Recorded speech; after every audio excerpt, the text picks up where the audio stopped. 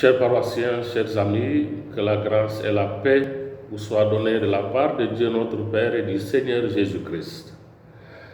Je vous souhaite un très joyeux Noël.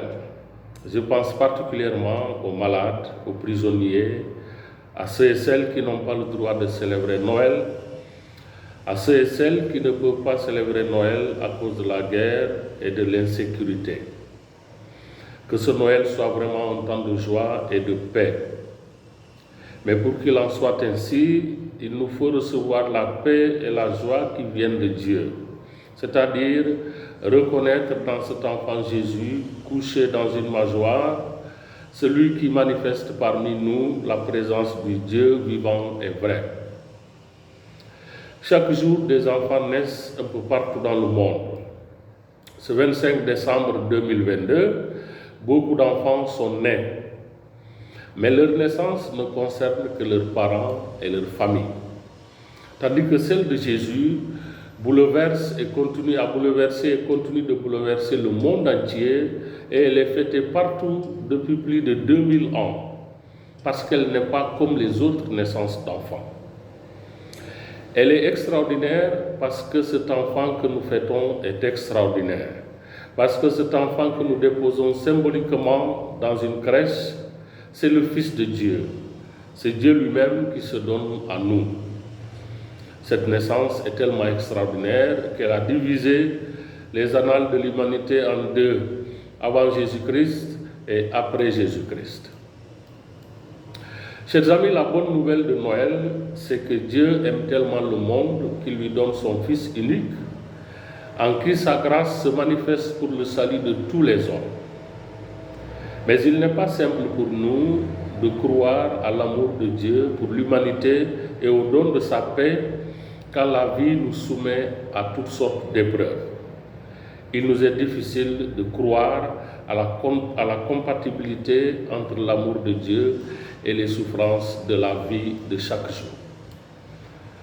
La liturgie de Noël affirme que le Dieu Tout-Puissant vient se manifester à l'humanité et se rend visible, non pas dans une puissance éclatante à tout casser, mais dans la faiblesse de cet enfant nouveau-né couché dans une mangeoire. Il est le sauveur du monde. Mais il ne nous sauve pas par une victoire spectaculaire sur les forces du mal. Il nous sauve plutôt par le don de sa vie en tout amour. Il nous enseigne ainsi que ce qui sauvera le monde, c'est l'amour, mais pas n'importe quel amour. Car aimer à la manière de Dieu qui sauve et qui se fait homme, c'est se rendre dépendant de celui qu'on aime et se mettre à son service, ce qui va parfois à l'encontre de nos manières d'aimer dans notre monde. Aimer en se mettant au service, c'est ce que Jésus est venu vivre et nous apprendre à vivre. Tout le dévouement qu'il va avoir durant son ministère public pour instruire, guérir, nourrir, sauver, à faire le bien partout où il passe, jusqu'au don de sa vie sur la croix en témoigne largement. Noël, c'est Dieu à notre service. C'est pourquoi c'est la fête de l'espérance, parce qu'elle nous indique le chemin du vrai amour qui nous transforme en serviteurs les uns des autres et nous donne de ressembler véritablement à Dieu. Noël nous appelle à nous engager dans l'amour mutuel. Le salut de l'humanité vient de l'amour. Cet amour tel que Noël nous le révèle est un engagement pour tous les autres. Quand chacun cherche à posséder plus, quand nous rêvons d'assurance et de garantie pour l'avenir, lui, il nous montre que la réussite de notre vie réside dans l'amour et la confiance en Dieu. Beaucoup de problèmes et de difficultés que nous traversons viennent parfois, ou même souvent, de nos manières de vivre. L'égoïsme et la cupidité nous conduisent à des conflits et à la dégradation de notre environnement.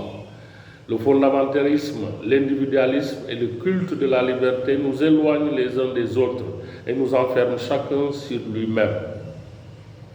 Mais l'homme simple que Dieu a choisi d'être en naissant parmi nous, nous invite à revoir les critères de nos modèles de vie parce que le bonheur est simple. parce que le bonheur est simple. Le bonheur est simple. Pour inventer de nouvelles manières de vivre qui nous sauvent et sauvent notre monde, il nous faut regarder du côté de la crèche, où le Dieu Tout-Puissant nous apprend la simplicité, l'humilité et l'altruisme, qui sont sources de paix et de bonheur pour tous. À Noël, Dieu s'invite pour faire partie de la vie entière de chacun, et il attend à recevoir de l'affection et de l'attention. Il s'attend aussi à ce qu'on le laisse s'épanouir dans toute notre existence jusqu'à ce qu'il devienne notre maître. Jusqu'à ce qu'il devienne notre maître. Il ne vaut pas la peine de s'attendrir sur le petit Jésus à la crèche si ça doit s'arrêter là. Accepter la visite de Dieu dans nos vies nous conduit directement vers les autres. Noël, ce n'est pas qu'à l'église, c'est aussi à la maison, dans nos quartiers et dans nos lieux de travail. Cela veut dire qu'il faut bannir un peu de nos rancunes, qu'il faut mettre un peu de bonne volonté, de bonne humeur, qu'il faut être un peu plus positif. Durant tout le temps de l'Avent, les prophètes nous ont répété les promesses de Dieu de nous envoyer un sauveur. Dieu a tenu sa parole. Mais nous, quelle réponse allons-nous lui donner? Quelle réponse allons-nous lui donner? La vraie réponse, c'est notre adhésion à la personne de son Fils sauveur. Comme dit Saint Paul, lui n'a pas retenu jalousement le rang qu'il égalait à Dieu, mais il s'est anéanti, prenant la condition de serviteur, devenant semblable aux hommes, il s'est abaissé, devenant obéissant jusqu'à la mort et la mort de la croix. Et nous avons du mal à le rejoindre, parce que nous avons du mal à renoncer à nos personnes, à renoncer à nos habitudes, nos intérêts, nos conforts et nos fiertés pour être tout à lui. Notre cœur est partagé entre tant de choses qu'il risque de rester qu'une toute petite part pour Jésus qui vient nous visiter. Et pourtant, c'est lui notre Sauveur. À Noël, Jésus est entré dans notre monde une fois pour toutes. Il ne le quittera jamais. Demandons-lui aujourd'hui la grâce de la foi et la grâce de lui rester fidèle jusqu'à la fin. Bonne fête à vous tous et que Dieu Tout-Puissant vous bénisse, le Père, le Fils et le Saint-Esprit. Amen.